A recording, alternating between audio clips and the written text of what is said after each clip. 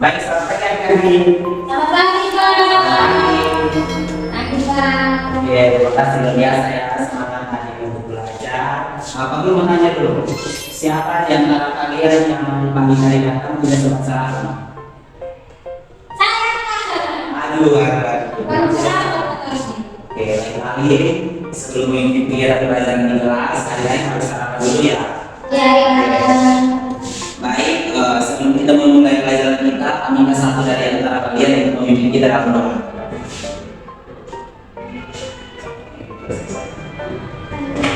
Saya, Pak. Teman-teman dan Bapak Guru, mari kita menyalakan hati dengan kita berdoa dimulai. Berdoa selesai. Baik, terima kasih kepada Hendrika yang memimpin kita dalam doa. Di sini Pak mau cek kehadiran kalian dulu.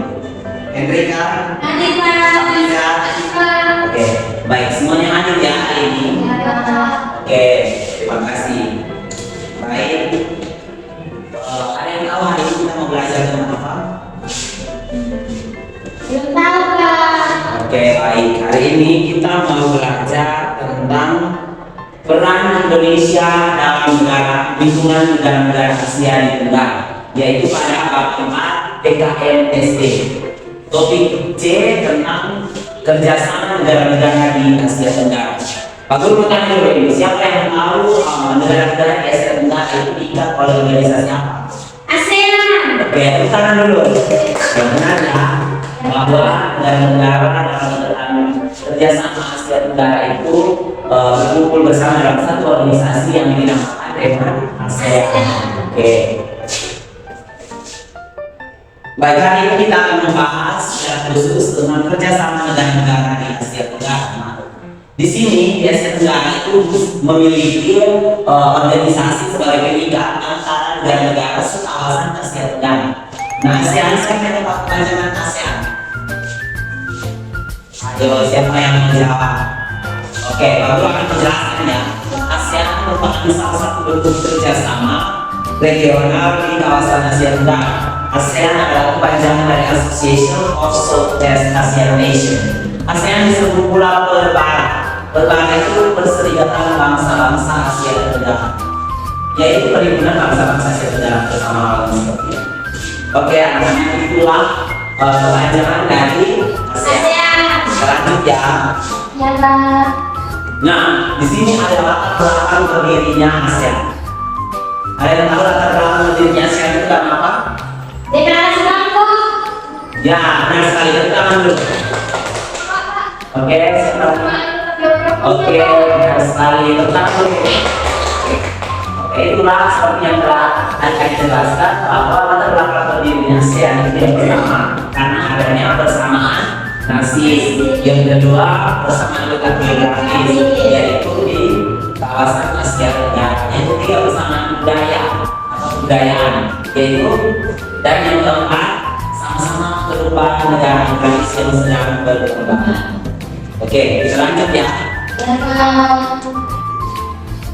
Nah, ini adalah 5 tokoh pelopor berdirinya ASEAN. 5 tokoh ini yang mengikuti proses penandatanganan sejak ASEAN didirikan. Nah, 5 pelopor ini yang pertama dari Indonesia dan negara kita, siapa yang tahu? Oke, kita sekali dengar dulu. Oke, dari Indonesia perwakilan yang menandatangani perjanjian kerjasama dalam hal ini deklarasi Bangkok, yaitu adalah Adam Malik dari Indonesia. Yang kedua adalah Tun Abdul Razak dari Malaysia. Yang ketiga Francisco Ramos dari Filipina. Yang keempat Raja Anam dari Singapura.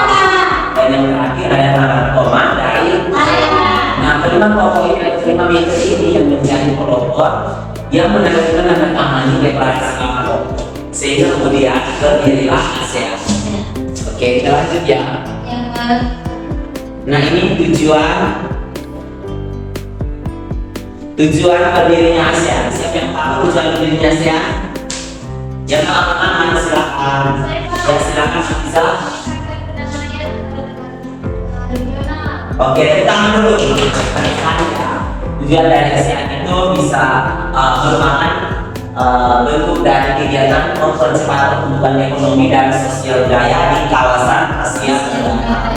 Yang kedua itu meningkatkan perdamaian seperti yang teman Afi jelaskan tadi. Yang ketiga memajukan kerjasama di bidang fintech, dan yang keempat memajukan kerjasama di bidang perindahan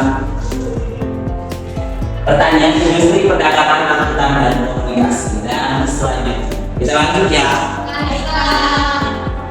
Nah ini ada dalam bentuk dari sebelum berdirinya ASEAN. Namun mencapai tujuan ASEAN itu maka diadakan beberapa kegiatan. Yang pertama adalah KTT ASEAN atau biasa disebut dengan KTT. Oke, KTT adalah konferensi tingkat tinggi yang dihadiri oleh kepala pemerintahan anggota ASEAN.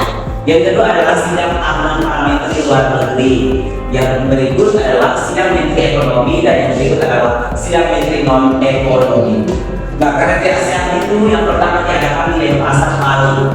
Tepuk tangan dulu untuk kita sebagai negara Indonesia, karena kita merupakan tuan rumah pertama deklarasi ASEAN yang dijalankan dalam hal ini dalam bentuk KTT atau konferensi tingkat tinggi yang diadakan di Bali. Dengan hasil yang diadakan itu yang pertama adalah deklarasi Bali Pondok 1, dan yang juga adalah perjanjian persahabatan dan kerjasama gedung sekretariat jenderal ASEAN terdapat di Jakarta. Alamatnya dia sekretaris jenderal ASEAN yang pertama yaitu Ahyar Darsono dari Indonesia. Oke, kita lanjut ya anak. Nah ini adalah lambang ASEAN. Adik-adik bisa lihat ya lambang ASEAN bentuknya seperti ini, dan inilah maknanya. Maka lambang dari ASEAN itu yang pertama adalah 10 batang padi. Siapa yang bisa menunjukkan 10 batang padi itu yang mana? Lambang kuning itu Pak. Oke, terbiasa. Nah ya, tangan dulu. Oke, 10 batang padi warnanya yang kuning ini. Terus 10 batang padi itu melambangkan jumlah anggota ASEAN. Sebenarnya jumlah anggota ASEAN itu ada berapa? Ada 10. Nanti kita bahas ya 10 anggota negara ASEAN. Yang kedua adalah lingkaran melambangkan persatuan.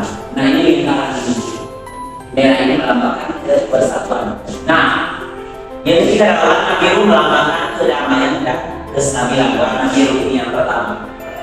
Dan yang berikut adalah warna dasar merah melambangkan keberanian dan kedinamisan. Sedangkan warna kuning menggambarkan kemakmuran. Dilengkapi dengan tulisan ASEAN. Oke, lanjut ya. Nah ini dia anggota dalam organisasi ASEAN. Yang pertama itu siapa yang bisa sebut? Ayo. Ada Indonesia Pak. Oke, Indonesia apa lagi? Ada Filipina. Oke, Filipina apa lagi?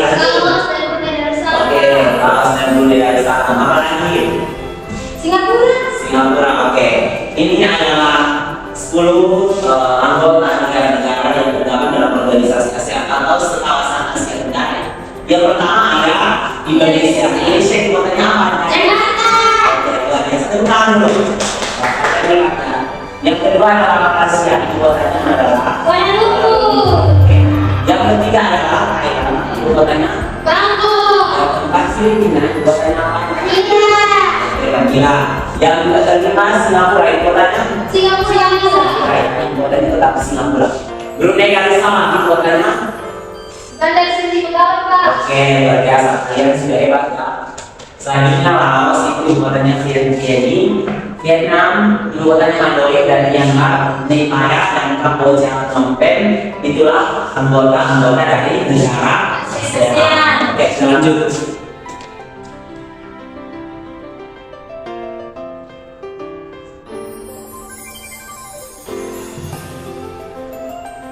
Oke, selanjutnya adalah peran Indonesia dalam ASEAN. Peran Indonesia dalam ASEAN ini yang pertama adalah menjadi pemberantasan pelopor berdirinya ASEAN. Jadi Indonesia memiliki kedudukan yang pertama, kedudukan yang sangat penting pada berdirinya organisasi ASEAN. Yang kedua adalah menjadi tuan rumah KTT, di mana KTT yang diadakan oleh negara ASEAN.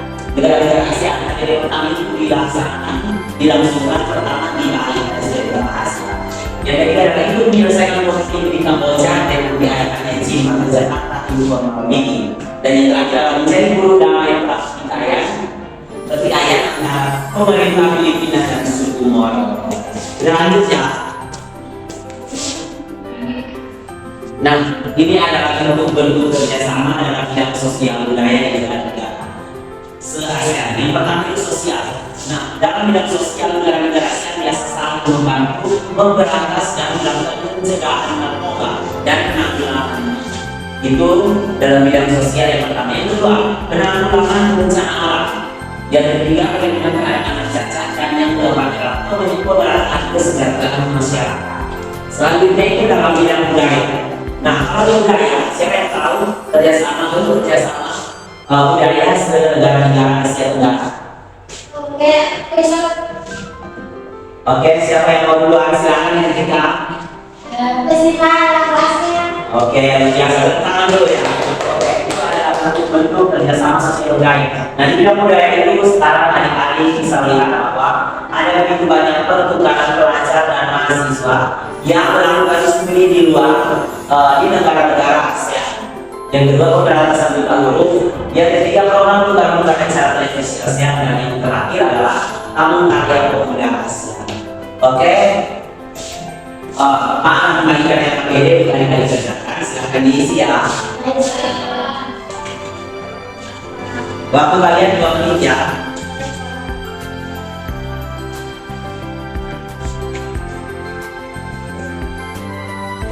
Oke, silahkan dikumpulkan. Oke, selanjutnya silahkan mencatat tugas kalian ya.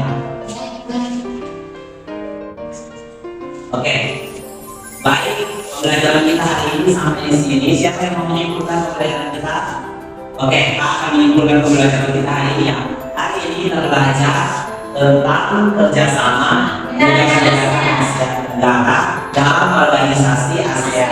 Kita bahas dari pengertian, ada tujuan kerjasama negara-negara anggota ASEAN dan kegiatan-kegiatan yang dilakukan oleh negara ASEAN mulai dari awal pertama KTT atau konferensi tingkat tinggi yang pertama kali di Bali. Oke, itulah target kita hari ini. Semoga kalian sampai di rumah tetap belajar ya.